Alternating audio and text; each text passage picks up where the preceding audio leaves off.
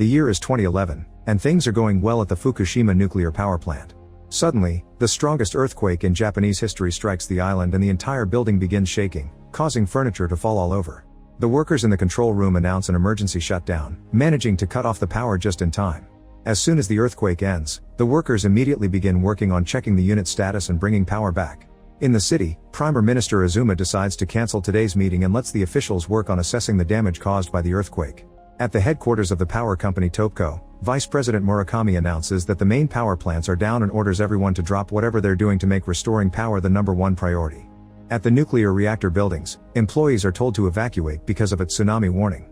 Led by Yoshida, they rush to the only isolated building, and on their way out, they notice how many people got hurt.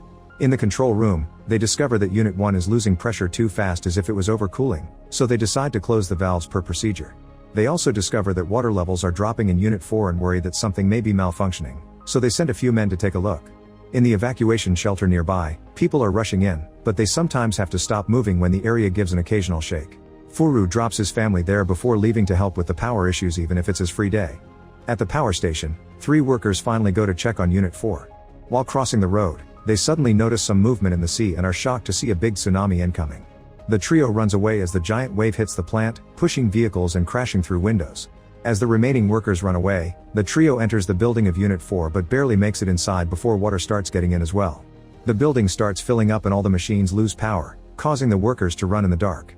In the plant's assistance facility, 2 workers are going through the sealed corridors, and the power goes out right before they can go through the last door, so they get stuck. The tsunami is coming closer and the men try to kick the door, but it's reinforced and it won't give in. At that moment the wave crashes the building and breaks the glass, immediately covering one of the men.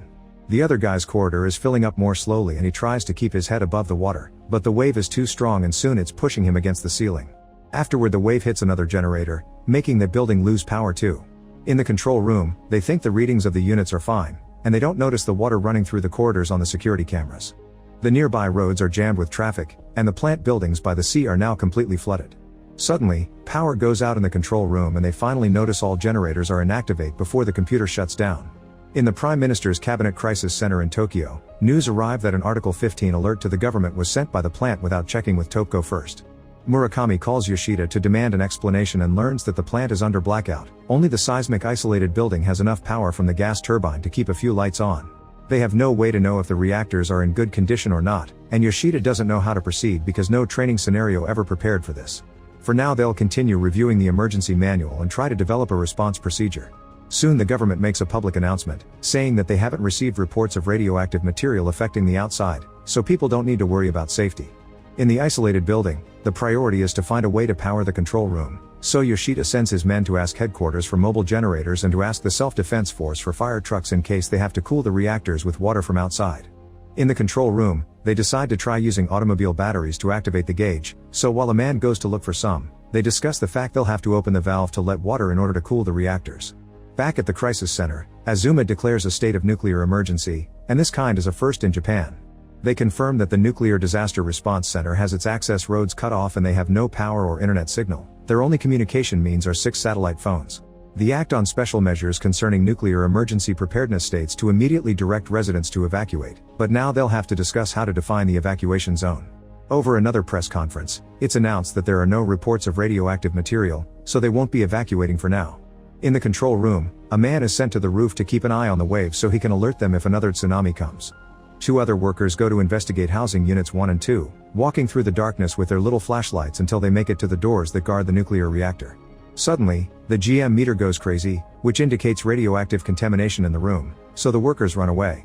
They return to the control room to give them the bad news, and when they wonder how they'll manage to build a water injection line when suddenly Furu arrives, revealing that he's picked up full face masks and meters from the isolated building. Back to Yoshida, he gets a call letting him know that the Defense Department will send 2 fire trucks, so he calls the control room and asks them to secure a water injection line. Then with Furu leading, a few men are sent to open 5 valve locations in housing units 1 and 2. The team carefully makes its way inside, finding mud everywhere and even a dead fish. When they finally make it to the door protecting the Unit 1 turbine, they open it and get scared when suddenly the entire structure starts shaking. Thankfully it stops quickly and nobody gets hurt. The team makes their way deeper inside, finding water leaking from many spots. Getting to the first valve is easier than expected, and they open it while in the control room they start hooking up the car batteries. Then the team goes looking for the next valve, only pausing when an aftershock makes the building shake. It only takes them a few moments to find valves 2 through 4 and open them successfully. Now only number 5 is left. This valve is kinda stuck, so they have to work together to open it under the pressure of the GM meter indicating that the dosage is dangerously going up. After lots of effort, the final valve is also opened, but in the control room they notice the water level doesn't go up. Moments later, Azuma learns that in less than an hour, the nuclear fuel will start to leak. Everyone starts panicking because they told civilians not to evacuate, so Azuma orders his men to make civilians clear the jammed roads with patrol cars so they can transport a power source to the plant. He also finally issues an evacuation order, but the problem is that they don't know how big to make it because they lack details. In the end they choose the standard 3 kilometers. Another press conference announces the evacuation, but they say it's just a precaution. The control room employees call Yoshida to tell them the valves were open but the water levels didn't rise, and it's impossible to go back to open more valves because of the radiation level, so they'll have to wait for the fire trucks to inject the water directly. Yoshida explains they aren't sure the trucks will arrive because of the blocked roads, but at that moment, news arrived that an electric company from northern Japan has sent a vehicle-mounted high-voltage generator, so they still have a chance. After they inform Azuma of this, the control room team begins to work on trying to find a way to connect the generator, which is proven hard because the salt water has damaged most switchboards. While meltdown time approaches, the workers finally found a working switchboard in the Unit 2 turbine. They start moving a bunch of cables to make the connection, but unfortunately, the mobile generator can't make it all the way to Unit 2 because of the roads, which are being blocked by terrible debris, including the cars of people that failed to escape and a seaside tank. They'll have to run 200 meters of cable to make the connection, which usually requires heavy machinery because of the weight, but today they'll have to do it by hand in the darkness. The employees begin working hard on moving the cables with only the helmet lights to see the way, having to deal with the occasional tremor. Suddenly they notice there's a man missing and find him fallen in the water, so they rush to help him out as they realize he had fallen into a manhole because the tsunami pushed the lid away. At that moment, the ground begins shaking again, and this time the aftershocks are so serious that Yoshida has no choice but to halt the mission for now. Then they get a call from the control room, telling them that the reactor pressure is rising in Unit 1, which means it's never been cooling. This is because right after the earthquake, they shut down the IC to prevent overcooling, and they never got to turn it back on because the power went out. Moments later, they discover that the containment vessel pressure has crossed the limit, meaning it'll burst at any moment. Yoshida decides they should move the motor-operated valves for venting, which could possibly release the gas into the atmosphere. Azuma hears of this plan and wonders if the gas is safe, and an official explains the gas will escape after passing through water, so the radioactivity of it should be notably low volume. Venting has never been tried before anywhere in the world, and the government is worried about the reaction from other nations. There's also the problem of how they'll open the valves without power. In the plant, a few workers have entered the administrative building, which is a complete mess. They're looking for information on the valves to avoid working blind when suddenly another aftershock hits the building. Luckily nobody gets hurt and they keep going. Meanwhile Azuma and his officials continue to discuss the risk of releasing the gas and how wide should the evacuation ratio be. However, since they still lack information, they just talk in circles without reaching a conclusion. With Unit 1 already being too radioactive to be approached, they worry that at this rate they'll lose access to Unit 2 through 6 as well, and they may end up exploding. With no other choice, Azuma authorizes them to do the venting. In the administrative building, they find the piping schematics and learn that to create a vent, someone will have to enter the building and open the valves by hand. Yoshida calls the control room to pass the information, and now the leader has the devastating task of choosing which workers will go on this dangerous mission. In Tokyo, another press conference announces they'll proceed with the venting, but one of the officials changes the information at the last second and says that Unit 2 is fine, only Unit 1 will need venting. Azuma is tired of all his informants being useless and decides he'll travel to Fukushima 2 by helicopter. In the control room, nobody volunteers to do the venting, and when the leader says he'll do it himself, Furu says he'll be the one to go and that the leader should stay here. This inspires others to volunteer as well. In the end, they divide the group into 3 teams of 2, and Yoshida orders his men to take all the protective gear they can find and take it to the control room. When Azuma finally arrives, a camera follows him everywhere. Before they're allowed to enter the plant, everyone is inspected in case there's any contamination, and Azuma's impatience makes him yell at the workers.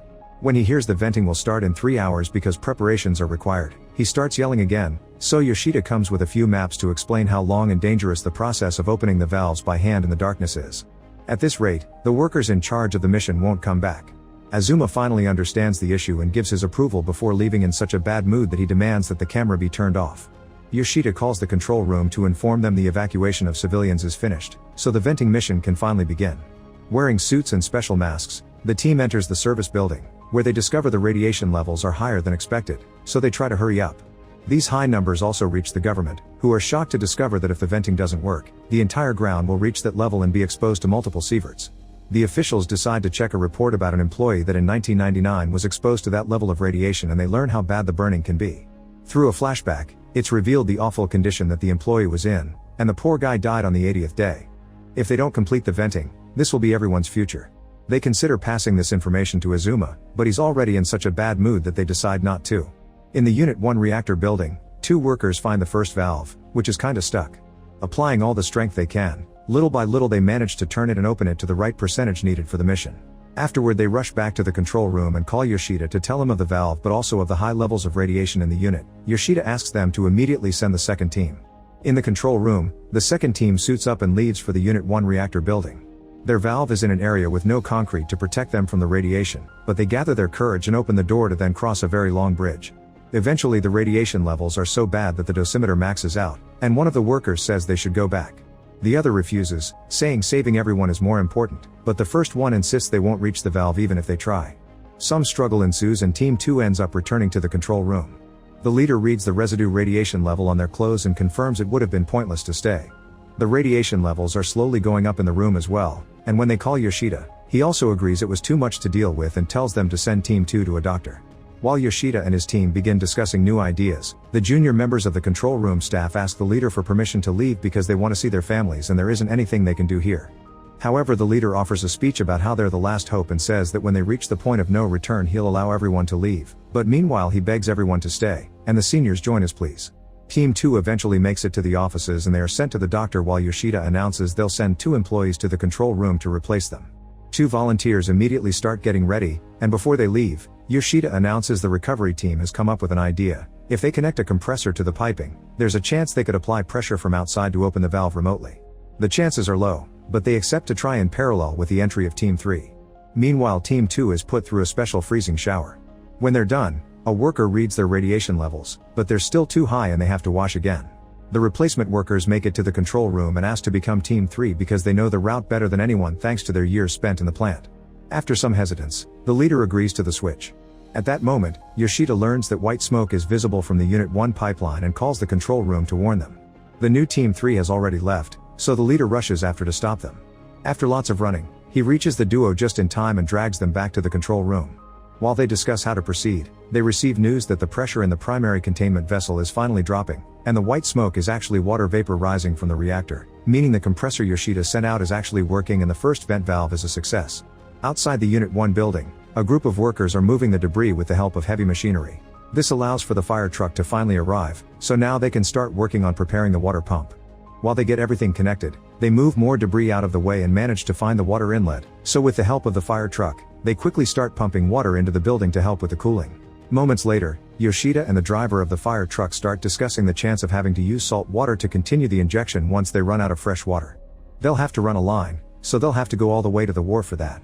Yoshida should have asked for authorization before sending the order, but he thinks it's a pointless waste of time to ask first since it's an emergency. Suddenly another aftershock hits the buildings, and this time is so strong that it causes some serious damage to the ceilings. Everyone in the control room immediately puts on masks, wondering what is that boom that they heard. At that moment, a worker in the office announces that the reactor building's 5th floor is completely gone. Yoshida runs out and discovers there are tons of people hurt and the sealed doors have bent, so contamination is now entering this building as well. The GM meter confirms there's no difference between the inside and the outside. Then Yoshida asks his men to seal as many doors as possible and suits up before going outside, where they find more injured men. As soon as he turns around the corner, Yoshida sees the horrible amount of smoke left by the explosion in the reactor building. In Tokyo, an official rushes to Azuma's office to turn on the news, and now they're able to witness the explosion as well. Azuma demands information, but nobody has details to share. Outside the plant, employees work hard to rescue all the injured people, take care of their wounds, and keep an eye on their contamination levels. Some workers take care of resealing the doors while the hose they were connecting to the wharf shows signs of damage. It seems the explosion didn't kill anybody, but the containment vessel is now exposed. Without the hose, they don't know how to proceed, but a worker shows up to announce the outdoor fire hydrants have hoses too, so they'll start the connection from zero. In Tokyo, reporters on TV discuss the chances of radiation danger, but Touhoku sends information that they still are okay. An employee explains to a worried Azuma that the building blew up because of hydrogen, not the reactor itself, so the initial high level of radiation caused by the explosion has returned to normal. At that moment Topco calls and informs Azuma's team that a power shortage will occur in the Tokyo area, so they would like to implement rolling blackouts. Outside the building, the workers use the GM meters to see what pieces of debris they can touch, which makes running the hose take too much time. Yoshida calls them and tells them about the backwash valve pit, which right now should still be flooded from the tsunami. It's closer than the wharf, so they'll throw the hose there instead. Moments later, Azuma receives news that the containment vessel pressure is rising again, and that's why the plant is planning to use salt water. Azuma worries that salt water may have impurities capable of triggering an explosion, but the discussion about the risks is interrupted by the arrival of Murakami, who wants to discuss the rolling blackouts. He explains that they must avoid a power peak or they won't have power to eventually restart each station, and the only way to avoid that is to split the Kanto area into 5 groups, implementing blackouts one by one. While they argue over the dangers of leaving hospitals and people on life support without power, an official calls Yoshida to tell him to stop the salt water plan, but Yoshida refuses. The other officials tell Topco to go ahead with the rolling blackouts, but if somebody dies, it'll be their responsibility. The news reached the Topco headquarters, and since they don't want to be charged with murder, they'll cut power to their high-demand clients to adjust. Then Topco calls the plant to stop the plan, and after a long argument, Yoshida has no choice but to suspend all salt water injection and move the hose to the little fresh water left. However, the workers are still pumping salt water because this was part of the plan. Yoshida had only been acting for Topco. After a few seconds of pumping, the water level rises and the mission works out. A few hours later, Azuma approves the use of salt water. However, no matter how many times they check the hose and the connection, it seems the water levels won't rise anymore, which means the water isn't getting inside. 2 workers are sent to find the problem, and when they come back, they report that there must be a leak somewhere because the pressure inside the reactor is rising. After a chat with Topco, it's decided they'll send people to try the valves again. A team goes to the Unit 2 suppression chamber and another aftershock shakes the bridge, but luckily is a light one and they can keep moving. They go deeper inside and are shocked to notice their shoes are melting, plus the GM meter suddenly starts going crazy, so they have no choice but to go back. Yoshida calls Topco to warn them of the possibility of a total meltdown, and he's given orders to do whatever it takes to find the valve in Unit 2. Yoshida checks the manuals and decides they'll try to use a bunch of car batteries to activate the valve. The batteries are sent to the control room, where they are connected together in one giant circuit. Then they connect them to the main computer, but unfortunately, the activation doesn't work. They'll have to look for more batteries to add more power. Meanwhile, additional fire trucks have arrived, but they'll have to clean lots of debris before they're able to run a hose. Yoshida notices that the pressure in the containment vessel is crossing the limit, so they need to hurry. An hour later, Yoshida reports to Topco that the batteries work and the valve in Unit 2 has been opened, so nuclear reactor pressure has begun dropping. Murakami orders Yoshida to resume operations, so Yoshida has no choice but to order the workers to resume injecting water instead of evacuating. This time, the water flows better, confirming it's entering the vessel properly. Near Unit 3, the workers hurry to clean the debris as soon as possible and the new fire trucks finally reach the area. Suddenly the building starts shaking and Yoshida runs to the window to confirm his bad feeling. Another explosion has destroyed Unit 3. The workers in the fire truck are alive and notice the radiation levels are going up incredibly fast, so they have to kick the door open to leave the vehicle. They go looking for the other truck and rescue more workers from where they hid under it. Many of them are injured, but luckily nobody is dead. The truck won't start, so they abandon it and run back to the offices. On their way back, they find many other workers with deadly injuries telling them not to worry about them, but the group ignores their warnings and helps them come along anyway. The second explosion also appears on the news and starts to deeply worry the population.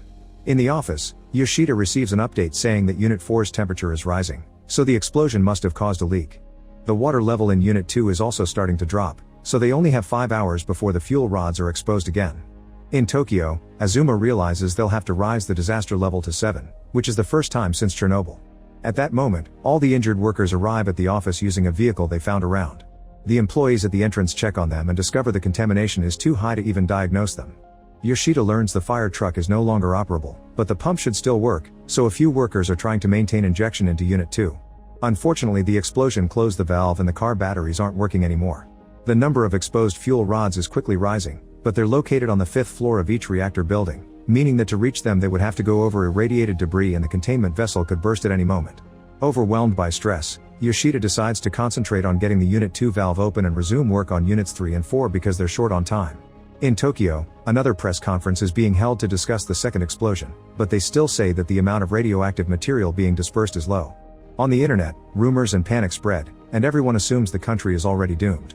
People are blaming the problems on employees, their attitude being almost like a witch hunt. Hosts on TV are spreading similar messages, which hurts the relatives of the employees. Moments later, the Unit 2 valve still hasn't been opened. An argument ensues between Murakami and Yoshida over how to proceed, causing Yoshida to finally lose it and yell at the Touhoku team, telling them he'll choose what's best for his team before hanging up. A bus arrives to take away the injured people, but even at full capacity it can't take them all. Suddenly a worker announces they've found salt water buildup in the basement of Unit 4, so they'll try to move it to the pit to cool the reactors. Now it's time to move more debris and move the fire trucks to Units 5 and 6, they'll also have to gather some manpower to break down the door to Unit 4. Workers and heavy machinery begin working as fast as they can, only to discover they don't have enough hose left to reach the basement. At that moment the control room calls to inform that Unit 2's fuel rods are all exposed, so Yoshida tells his assistant to start preparing the evacuation. Afterward Yoshida calls Touhoku to inform them he and a minimum number of operators will stay to keep injecting waters, but he wants everyone else to be evacuated. Now Yoshida has the difficult decision of choosing who will stay with him until the very end. When Azuma hears about this plan, he panics and yells at everyone, not calming down until he understands that the plant won't be completely abandoned and a few men will still stay behind. Moments later, Azuma shows up at Touhoku and complains about all the miscommunication, so he announces he'll work there as chief of operations from now on. He wants everyone to be ready to die on site, including himself. Just to make a point, Yoshida lowers his pants and scratches his rear for the camera before telling everyone to resume work. Sometime later, workers in the control room are trying to change the gauge battery when suddenly the building shakes and they hear the sound of an explosion. They inform Yoshida that the suppression chamber pressure has dropped to zero, which could mean there's a hole in it. The radiation level is increasing, so Yoshida sends the men to check the parameters. Then Units 3 and 4 also report a concussive sound, meaning the radiation will skyrocket. Giving up, Yoshida calls Touhoku, and Murakami approves the evacuation of most of the workers, to Azuma's horror. Yoshida officially announces the evacuation and tells the leaders of each team to choose a man that will stay behind. Soon the buses arrive at the plant and the employees say their final goodbyes to the men staying behind. Afterward, Yoshida allows the remaining group to contact their families before going back to work. A helicopter sent by a newscast begins flying above the plant, and reporters talk about all the foreigners in the country returning home, which is overcrowding the airport. Outside, workers have finished cleaning the debris to start a new hose connection, but for some reason the water isn't pumping. While Yoshida tells them to keep trying, Azuma has a special advisor for his opinion because he's considering pulling off a cold shutdown, but he can't be sure they'll get the reactors under control. The advisor shows them what will happen if the reactors explode, covering an area of 170 kilometers. This means forced relocation is a must for that circle, and the circle outside that reaches 250 kilometers must be evacuated and kept off limits. They'll become uninhabitable for the new few decades and the Japanese economy will cease functioning. Only the south and the north of the country would remain. Moments later, Azuma meets with the Minister of Defense, who has sent an aircraft for reconnaissance and decided further work is impossible because of the radiation levels. Azuma insists that pumping water from the sky is their only solution, but the minister is worried about another hydrogen explosion. Then Azuma points out that the country is in danger and they'll be vulnerable to foreign attacks if they don't solve this, so the minister agrees to send another aircraft to find an alternative. At the plant, the workers keep trying to fix the truck to no avail. Yoshida calls an expert to ask for tips, only to be told it's a complicated procedure that couldn't be done by only 4 people in the dark. The expert offers to come over to fix it himself, but Yoshida can't allow a sacrifice like that and hangs up after thanking him. Moments later, white smoke is seen coming out from Unit 4, apparently the pool water has begun evaporating. Meanwhile Azuma is speaking to the President of the US, who had sent a message to all the Americans in Japan, asking them to come back. Azuma begs for the President to stop causing more panic, but the President asks in return for the disclosure of all information regarding the plant, and for the American nuclear experts to be allowed to sit in Azuma's policy meetings. None of the officials like it, but Azuma thinks it's a priority to stop the Americans from leaving. Moments later, the volume of white smoke begins to decrease, which is a bad sign because it means the pool water has bottomed out. Yoshida checks with the workers by the truck, but the hose still doesn't work. When they are about to lose all hope, the expert shows up at the plant, explaining he's willing to take the risk if it means saving his family, which lives in the area. In the meantime, military aircrafts are getting ready a new kind of material that will allow them to block the radiation at certain distances, so the Minister of Defense confirms to Azuma that he'll help. At the plant, Yoshida wants to find a way to get water to the 5th floor of the reactor building. At that moment he gets a message from Touhoku, explaining that construction companies are offering their mobile pumps to help, and they immediately arrange the delivery. The army soldiers are making a plan to sprinkle the water, and caution is given about the westerly winds in the area. When the aircrafts finally arrive, they fly carefully by keeping an eye on the radiation levels, and the first water dump is a success. The second dump soon follows, and the army leaves as soon as they're done. Next, the expert fixes the fire truck and workers begin moving the mobile pumps, allowing them to spread water all over the units. An hour later, they confirm they've injected nearly 100 tons of water. While the team celebrate, another aftershock hits the building, but thankfully everything is fine. Azuma calls the American president with the good news, but the president still refuses to cancel the call for evacuation. For the following days, the administration endures bashing from the media, accusing them of hiding the truth and having lost the alliance with the USA. However, American and Japanese cooperation accelerates from that day forward, and the USA sends a fleet of naval vessels to provide support, including nuclear experts and lots of equipment. The plant keeps injecting water non-stop with the help of many great people. Soon a team of 200 comes together at Touhoku's headquarters and forms a system capable of organized response. After lots of hard work, power finally returns to the control room and the reactors stabilize, allowing that team to finally leave the building. To this day, they still aren't sure why the reactors stabilized so easily after losing control. Days later, it's confirmed only 2 people have died in the incident, and the bodies are sent to the families for a proper funeral. However, their co-workers can't attend because they still are working non-stop on cooling the units. All this began on March 11th, and by April they're still there. The power plant is being dismantled, which requires as many years or even more than it took to build it. 6 years later in 2017, there still is a high volume of unused nuclear fuel remaining in the reactors, and no human can approach it. Numbers indicate that the levels are even higher than in Hiroshima. By 2019, they finally learned that they could move the most dangerous debris, but they don't know where to store it. They don't know how long it'll take to decommission the reactors either, and the residents that used to live in the area have already abandoned their dwellings. Thousands of houses are left empty, domestic livestock lost their owners and all perished, but wild animals seem livelier than ever because they're reclaiming their habitat. After the incident, cancer took Yoshida's body, most probably because of radiation poisoning, although Yoshida thinks it was his smoking. He's also put under investigation by a committee, but what matters the most to Yoshida is to pass this story to future generations. In 2013, Yoshida dies at the age of 58 and his story is published under the title The Yoshida Testimony. Now in 2023, the aftermath of the incident is still unresolved and the work of decommissioning continues to this day. Make sure to subscribe and turn on notifications so you can watch more videos like this. Thanks for watching.